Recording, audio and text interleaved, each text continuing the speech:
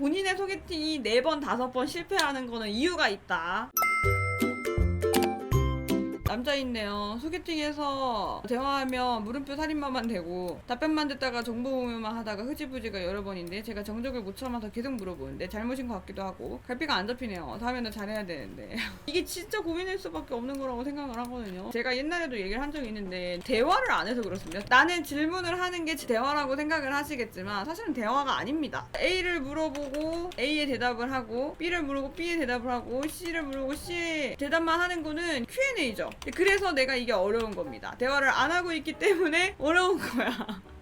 면접 보듯이 하게 되고 안 궁금한데 할 얘기 없으니까 물어보게 되고 이런 거잖아요. A라는 질문을 했을 때 A라는 답이 오잖아. 그러면 이 A라는 답을 포함을 해서 함께 B, C를 이야기하는 거예요. A라는 주제를 만들고 B라는 주제를 또 만들고 C라는 주제를 또 만드는 게 아니라 A라는 대답을 들었으면 나도 그 A에 대한 답변을 듣고 아 저도 이런 경험이 있는데 그때 그랬어요. 그 답변에 내가 경험한 거 아니면은 내가 느낀 거 아니면 내가 그 A에서 궁금한 거 그리고 그 A에 관한 칭찬 혹은 그 A에 관해서 부가적인 것들 있잖아요. 릴스에서 봤다든지 뭐 쇼츠에서 봤다든지 하는 차라리 그런 부가적인 이야기들을 더 이어나갈 수 있다는 거죠. 그래야 그게 대화고 인위적으로 B라는 질문을 하지 않아도 주제가 자연스럽게 B로 넘어갈 수 있게 하는 게 대화입니다. 사람과 대화를 할 때 어떤 걸 궁금해야 되냐면 문장 자체를 궁금해하는 게 아니라 저 대답을 어떻게 해서 나왔는지를 조금 더 구체적으로 생각을 해봐야 됩니다. 예를 들어서 취미 이야기를 해볼게. 취미가 뭐예요? 이렇게 물어봤어. 이렇게 질문하시면은 너무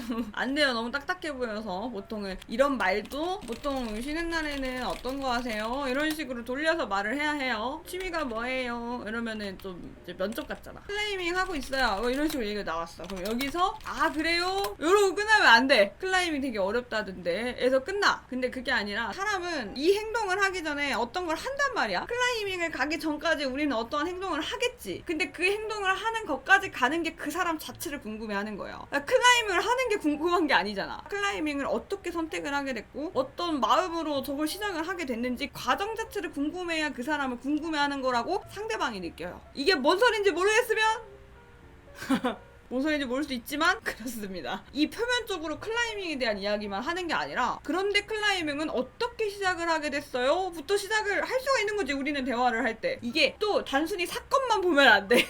아 그래서 이렇게 하게 됐구나가 아니라 동기유발을 한 감정이 있을 거란 말이에요. 그런 감정에 대한 거를 들여다보는 연습을 조금 하셔야 됩니다. 그게 잘 안 되니까 그게 좀 어려우니까 대화가 계속 단절이 되고 나는 이 사람에 대해서 분명히 물어보고 질문도 많이 했는데 정작 저 사람에 대해 아는 게 없다라는 게 돼버립니다. 결론적으로 말은 하고 시간은 보냈지만 어떤 사람인지는 알지 못한 채로 와버린다는 거죠. 연애가 하고 싶으면 연락해. 하나 더 말씀드리면 소개팅 나가서 여사친 얘기는 안 하시는 게 좋아요. 나는 그런 케이스가 있는지 몰랐기 때문에 얘기하지 않았는데 소개팅에서 여사친 얘기하는 건 절대 좋지 않아요. 여러분 절대 하지 마세요. 동기 모임이 있다거나 주기별로 1년에 한 번씩 여행을 가는 모임이 있다거나 이런 게 있을 수 있잖아요. 그쵸? 근데 그거를 소개팅에서 굳이 할 필요는 없어. 나는 여자가 껴있는 모임이 있다 이런 거 하지 마. 여행을 가서 여행 간 걸 자랑을 너무 하고 싶어. 그러면은 혼자 찍은 거를 보여주세요. 아니면 그 여행 간 것 중에서 남자들끼리 간 여행이 있을 거 아니야. 그런 것들 위주로 좀 골라서 보여주시면 좋지 않을까 싶습니다. 본인의 소개팅이 4번, 5번 실패하는 거는 이유가 있다. 되게 상대방이 잘 들어주고 편하다고 해서 다 말해버리면 그게 까이는 길인 거야. 근데 왜 까이는지 모르지. 뭐든지 남녀 불문하고 이성이 많다라는 혹은 이성 친구가 많다라는 주변에 이성이 꽤 있다라는 사실은 그 어떤 누구도 선호하지 않습니다. 이해 못할 것 같으면 이차 바꿔 생각해보자. 소개팅 나온 여자가 남사친 섞어서 여행 다녀오고 남사친이랑 노는 걸 얘기하면 별로잖아. 이 친구 그냥 친구인데 하면서 막 사진 보여줘. 생각을 해봐. 왜 뭐 어쩌라고 그 사람이랑 사귀던가 이렇게 돼버리지. 상관없는 사람들이 있을 수 있다고는 생각해요. 근데 약간 우리나라 정서랑은 조금 덜 맞기 때문에 이제 그러신 분들은 그런 분들과 함께 만나면 되겠죠. 우리 덕가여야 생긴다. 그리고 사실 이제 소개팅에서 좀 어려울 수도 있는 부분이고, 소개팅이 아니라 썸 탈 때 조금 어려울 수 있는 부분인데, 예를 들어서 내가 이 사람이 너무 마음에 들어요. 근데 이 사람이 술 먹고 뭐 연락이 잘 안 돼. 아니면 술 마시고 뭐 새벽 4시나 그쯤에 집에 들어가. 난 이런 게 너무 신경 쓰일 수 있잖아, 솔직히.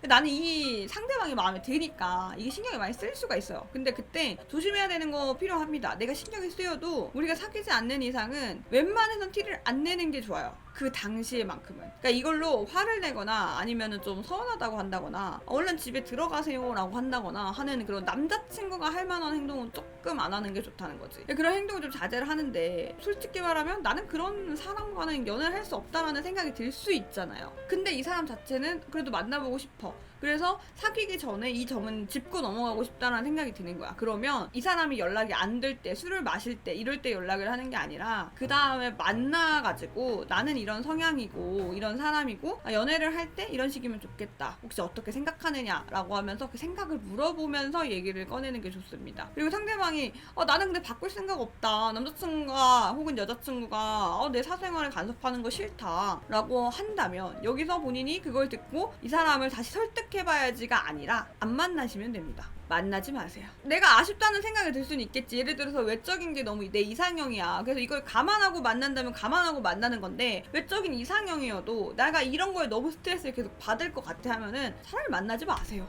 사귀기 전부터 스트레스를 받는데 사귀고 나면 안 받겠냐고. 오랜만에 또 소개팅 영상을 찍었네요.